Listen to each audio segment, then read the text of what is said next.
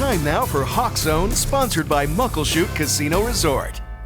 The Seahawks are back in the win column, yay, with a 30-24 victory over the Tennessee Titans. Terry Holloman joins me in the Hawk Zone to break this one down. Oh yeah.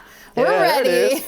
The Seahawks jumped into a huge lead with this one. I all but turned off the TV because I thought, okay, we have this in the bag. But in the end, the game was a lot closer than I feel like it needed to be. What are your initial thoughts? What happened here? You know, you were in the boat with a lot of people I talked to. A lot of people were like, oh, we got this in the bag. They started doing other things, cleaning up. It's Sunday, turn back, and it's a tight game.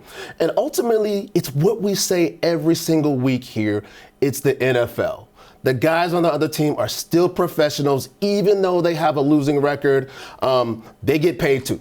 So that being said, these guys came out and they weren't just going to roll over just because the Seahawks showed up in town. The Titans have a pretty good team led by that quarterback right there. This guy right here won the Heisman Trophy. Whoa. So yeah, he's a pretty good rookie. And a lot of the defensive guys were saying he's just cagey, he's wily, he was slippery. You think he'd have him in a grip, and then he'd get out and make a play, you know, extending plays and doing things that with his legs that they weren't expecting. So he's very good, and they had a great receiver, a guy by the name of DK, who's actually leading the NFL in all-purpose yards, and he had a punt return for a touchdown.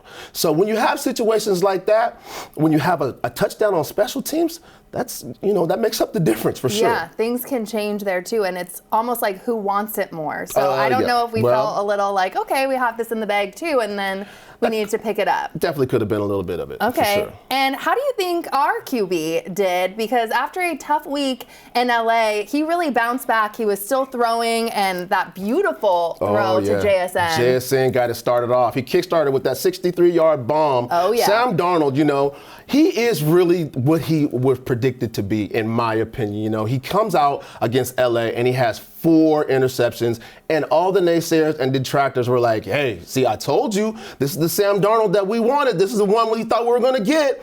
But he comes back the following week. He's able to brush that off, put it in the past, short-term memory, and he comes back again versus the Titans, and all he does is throw for 244 yards, 2 touchdowns, and most importantly, 0 interceptions. So that's again, amazing. he had another great day. He was able to put that LA game behind him, and I think it's a thing of the past. I am Team Sam Darnold. For everybody that's out there, they're detractors and haters, this is a guy that's come in and done some incredible things for us, and I think he's going to be the guy to lead us for the foreseeable future. And you've been a believer from the jump, which I appreciate from day one, and look at you, you're right. I wasn't just I was a believer. I was just going to give him the benefit of the doubt before we got started, right? I was able to see some of the great things he did in the past, along with some of the questionable things he did, but thinking this was a brand new start for him here in Seattle, a brand new slate, a brand new coaching staff, and he came out and he's done exactly what I thought he was going to do. Yeah, he's delivered for sure. I want to talk about offense. K9 had some explosive plays, and then JSN breaking the single season record for receiving yards. Yeah. Amazing. Yeah, K9 did have a great day on the ground. He had one of those days where as a running back, you come out and you feel like you could break every single play. And it did. That's how he was running. He was looking like, hey, if I get caught over here, I'm going to bounce out and turn the corner and go the other direction rather than just put my head down and take, the 1-2 yards I can get. And he did an excellent job. So did Zach Charbonnet. But as you said, JSN, another spectacular day. It's like we expected, though, right? We do. This guy, not only did he break the single season record for receivers at this franchise, and we're talking about great receivers like Doug Baldwin, Steve Largent, DK Metcalf. He already broke the single season record, and there's 6 games left. I know. Which is incredible. But not only did he do that, the game that he had versus the Titans was so incredible. He had 2 touchdowns, and he had, I bet you can't guess how many yards he had receiving. Oh my gosh, no. I'm going to tell you. He had 100. Oh, I was going to go even higher because you got me excited. 6-7. Oh, 167. It's because you just wanted to say that. I had to. When you have 167, how could you not come on New Day and say 6-7? I mean, you have to. Yeah. Do you feel like, too, if we were able to convert better in this game, this would have been a blowout? Because in the red zone, thoughts on that? So we've had some issues with the red zone, but here's the thing about the Seahawks. They get in the red zone, they're going to come away with points, whether it's a field goal or a touchdown. True. Unfortunately for us in this game, we had a number of field goals. We were able to get down in the red zone, but we could not convert. And what happens when you get down in the red zone, the field gets a little bit shorter, your options get a little bit more limited, and for whatever reason, they weren't able to capitalize and get the 6 points. So we had to settle for 3 a couple of times. Hey, but I'll settle for the win every time. Penalties, too. We had some in this game. Yeah, and that's been one of the Achilles heels for the last couple of games, and it's offensive penalties. And those are unacceptable. Yeah. Penalties before the snap, like as a lineman or a running back, you know what the snap is. You know if it's on 1, 2, or 3, right? So there's no reason for you to jump as a professional. So you find yourself in 2nd and long, 3rd and long, which makes it a little bit more difficult. So. Okay, but I know you always have a player of the game, so we're going to talk about it. Yep. Who is your player of the game this time? So here's the thing. I feel like every single week it could be JSN. Like he's just That's where having I thought that you were going. I'm incredible not gonna lie. season. And so I will give him a little bit of nudge. But this week, it's going to be Patrick O'Connell. And a lot of people are probably out there saying, Who? Patrick? What? So here's the deal with Patrick O'Connell. He was on the practice squad.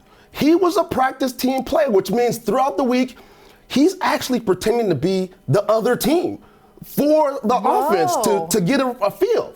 So with the injuries that are taking place in the linebacker position, we're missing Tyrese Knight. We're missing Ernest Jones. There's no middle linebacker. They have to call him up to play. And all he does is show up and show out. 9 tackles, 4 solo tackles, and a sack. The guy was everywhere. Oh, amazing, amazing. The Seahawks are back at home this week against the Viking, Sam Darnold's former team. How do you think we are going to do? What can you tell me? So the Vikings, they started off the season, they had a lot of promise, but they have kind of tanked, gone downhill, and they took a beating last week versus Green Bay. And, I think the thing is going to continue this week. It's going to be an exciting game, though, because Sam Darnold's going to get a chance to face his old rivals, and no matter what he says and no matter what they say in the media, he's going to have a chip on his shoulder. He's going to want to show out. So hopefully he just stays within himself, plays within himself, doesn't try to do too much, but goes out there and gets that win against his old squad. Bold prediction. Do you have a score? I'm not going to give you an exact score. Well, yeah, 12 to 17. No, I'm going to say the Seahawks are going to win, though, by 7. I don't know if that's bold or not, but I think the Seahawks will win by 7. But what I really expect to happen is I think we're going to get some turnovers. We didn't get any interceptions last week. I think the Seahawks come up with 3 turnovers in this game, and that's going to be the difference. 3 turnovers. 3. Okay, well, hey, the magic you're a number. believer in our QB, and I'm a believer in you, so I'm going to go with whatever you say. Hey, when I saw their face, I'm a believer. And there we go. Thank you so much, Terry. And also something fun to do in December, comedy legend Mike Epps brings unstoppable energy to the Muckleshoot Casino Resort on Tuesday, December 9th. From The Hangover and Uncle Drew to sold-out arena shows, his punchlines keep you rolling. Don't miss your chance to see his comedy live on stage. Just visit the website on your screen for ticket information.